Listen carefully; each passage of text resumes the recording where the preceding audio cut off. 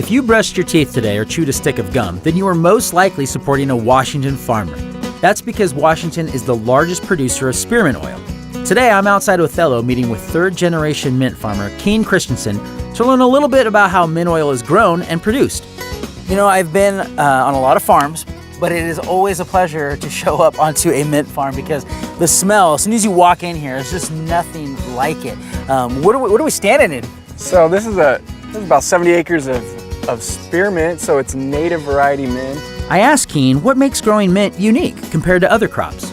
Mint's different, whereas you know, you can't just go and buy seeds and plant 1,000 acres the next year. You get little plantlets and you take them to a nursery and they'll grow them out in the spring early, and then you want to try to get them in the ground in May. So basically you start out with 1 acre of roots, and in 3 years you might have 40 acres of roots, but you have to start scaling up way early. Keen said they process up to 120 barrels of mint oil each year. Now, the first step of that processing is to harvest the mint out of the field. So we went and checked out the special equipment he uses to do just that. This is basically a silage chopper. It helps us to pick it up out of a windrow. So there's teeth here that lift them up and put it into the header.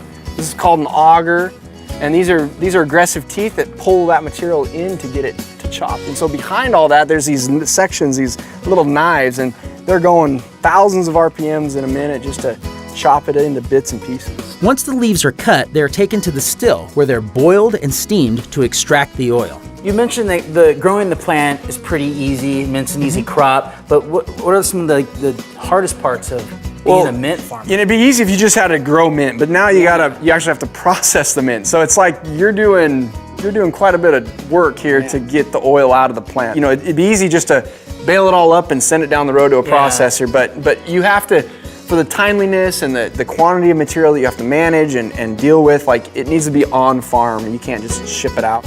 Now that I understand how the oil is processed, I wanted to see the final product. All right, so this is it. This is the final product. This is it. Yep, this is what we're after. For all this work, this is what we're after. So, this is Scotch spearmint, and that's what this field is here. Okay.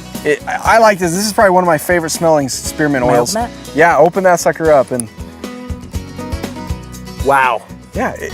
That's nice, but it's really potent. Yeah. Oh yeah. Yeah. To me, this is one of the cleaner spearmint smells, but it's amazing. You know, it's antimicrobial, it's antibacterial, it's amazing stuff. Yeah.